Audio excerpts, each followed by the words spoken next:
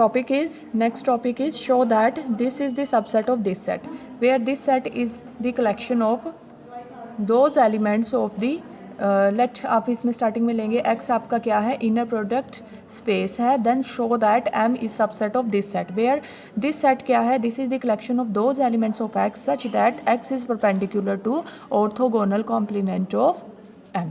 ठीक है, हमें ये शो करना है। तो प्रूफ देखें, बिल्कुल इजी सा प्रूफ है इसका। Let x belongs to m लेंगे, ठीक है, x बिलोंग्स टू m लेंगे तो this implies x perpendicular to, okay, x is perpendicular to orthogonal complement of m। ठीक है, x परपेंडिकुलर है तो इसकी डेफिनेशन से क्या हो गया, this implies x belongs to this set. तो ये आपका क्या आ गया, प्रूफ हो गया।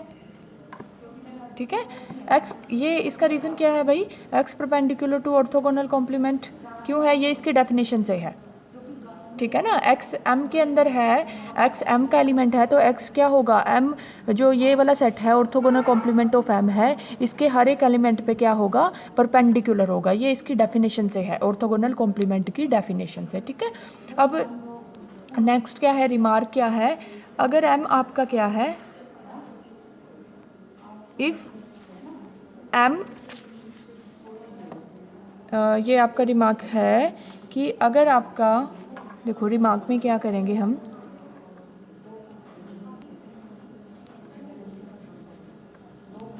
रिमार्क है बच्चों,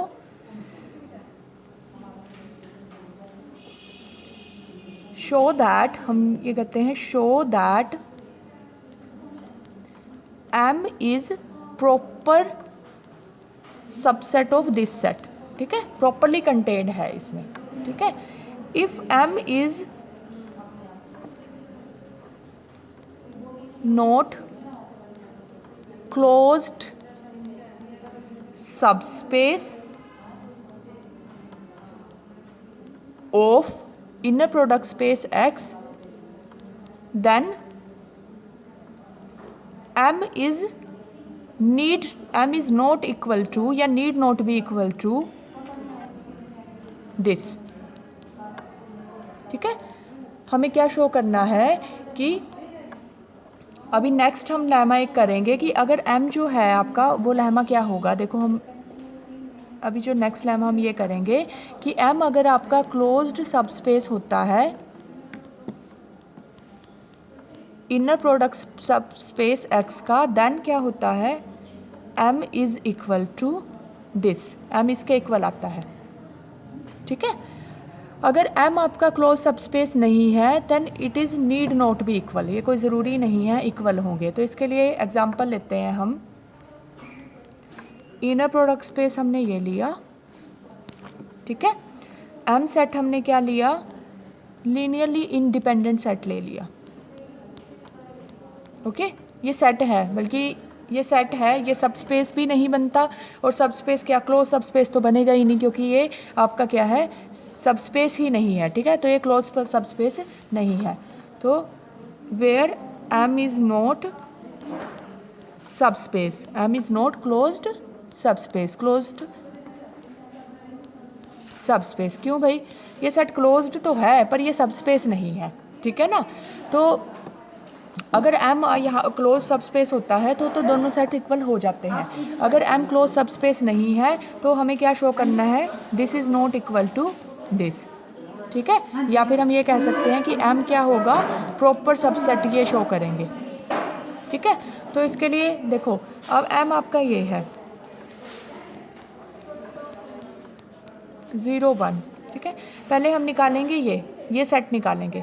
इस सेट में वो एलिमेंट्स हैं x belongs to this such that x y is 0 for all y belongs to m।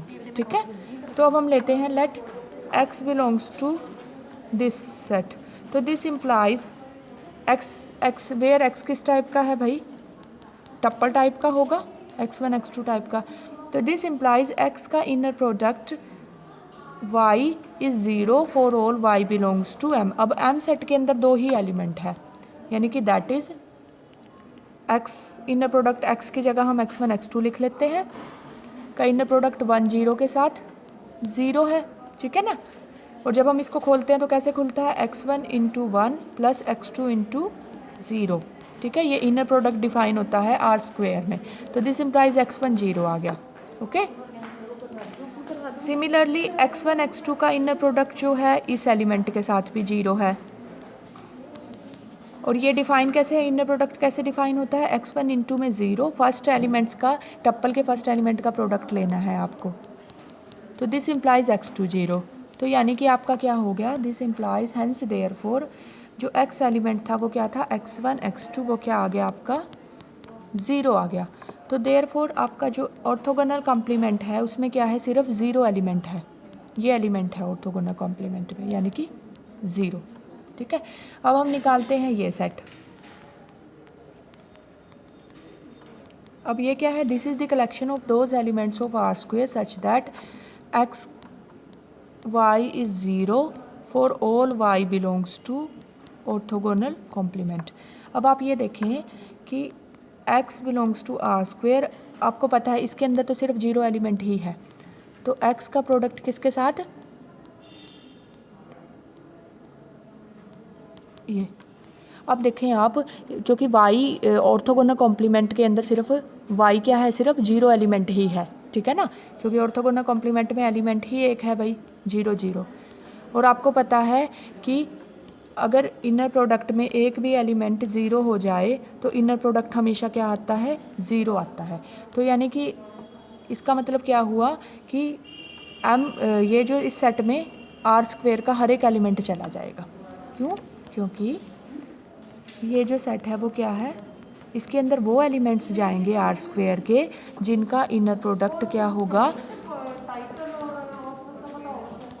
0 होगा, ठीक है। तो इसमें पूरा का पूरा आर स्क्वेयर चला जाएगा, क्योंकि आर स्क्वेयर के हर एक एलिमेंट का इस एलिमेंट के साथ इनर प्रोडक्ट 0 आएगा, ठीक है ना। और m आपका क्या है, वो ये है 1 0 और 0 1, और ये क्या है आपका, ये पूरा का पूरा ये सेट है, तो ये इक्वल नहीं हुए ना, और या फिर हम ये कह सकते हैं, तो दिस इम्प्लाइज ये प्रॉपर सबसेट आ गया, ठीक है ना।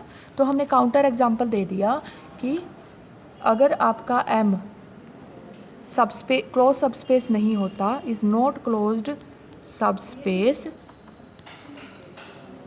देन आपका क्या है, m need not be equal to this. तो कोई ज़रूरी नहीं है कि ये इक्वल आएंगे, नीड नॉट बी, ठीक है। या फिर हम ये कह सकते हैं then it is not need not be true, okay. अब नेक्स्ट आपका लेमा क्या है, ये कहता है कि अगर m if m is closed subspace, close subspace है of inner product space x का, देन क्या होता है आपका, m is equal to this, इसके इक्वल आता है m, ठीक है। अब प्रूफ में क्या है, देखें आप इसका प्रूफ, ये तो आपका ट्रू ही है, दिस इज़ ट्रू, अभी हमने स्टार्टिंग में ही किया था। अब रिक्वायर्ड टू प्रूव क्या है, दिस, ये हमें प्रूव करना है, ठीक है। अब हम इससे एलिमेंट लेते हैं, x belongs to this,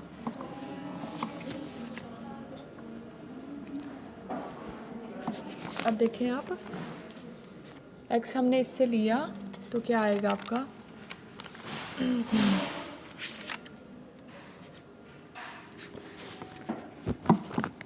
then देखें ये है, और ये किसका है, x का, तो that is x belongs to x, and y आपका क्या है, m क्या है, क्लोज्ड सबस्पेस है। तो मिनिमाइजिंग वेक्टर थ्योरम से और ऑर्थोगोनैलिटी से क्या हो जाएगा, therefore there exist y belongs to, therefore there exist y belongs to m such that क्या होगा, x माइनस y यानी कि z क्या होगा, परपेंडिकुलर टू m, ठीक है। That is x minus y equal to z belongs to this, ठीक है। अब y जो है वो m से बिलोंग करता है और m किसके अंदर कंटेन है, इसमें, तो देयरफॉर y जो है y बिलोंग्स टू क्या है, दिस सेट, ठीक है। ऑल्सो z इक्वल टू क्या है आपका, x minus y belongs to क्या है,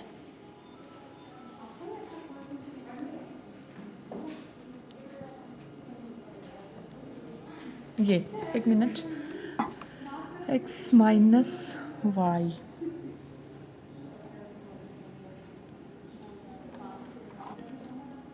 ठीक है। तो यहाँ से हाँ ये हो गया, ठीक है।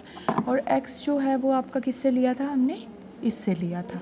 एक तो ये फर्स्ट इक्वेशन ये बन गई, y इससे है, x इससे है, और ये क्या है, सब स्पेस है, देयरफॉर x माइनस वाई जो होगा वो इसमें जाएगा, ठीक है।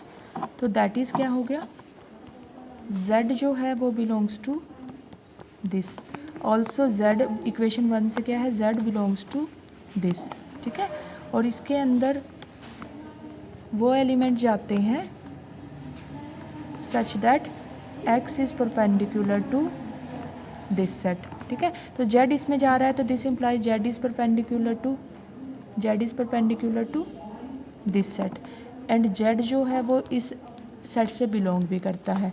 तो दिस इम्प्लाइज क्या हुआ, z का इनर प्रोडक्ट z के साथ भी क्या आएगा, 0 आएगा। तो दिस इम्प्लाइज z क्या आएगा, यानी कि इनर प्रोडक्ट की प्रॉपर्टी से z इक्वल टू क्या आ जाएगा, 0, ठीक है।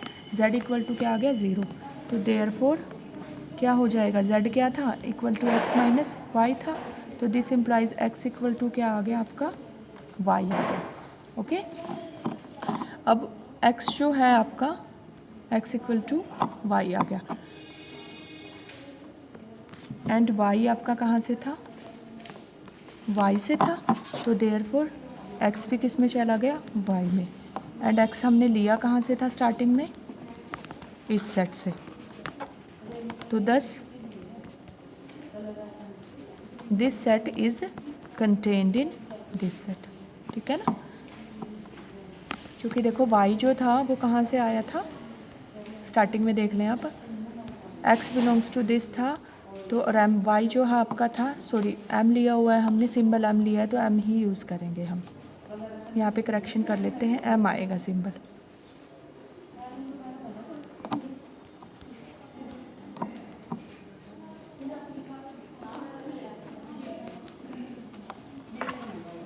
ठीक है।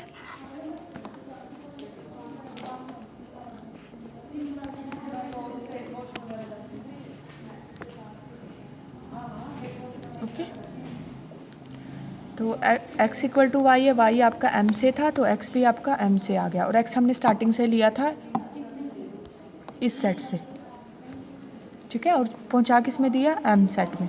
तो therefore this set is contained in this, और ये तो है ही आपका। तो इन दोनों इक्वेशन से क्या हो जाएगा, m इक्वल टू दिस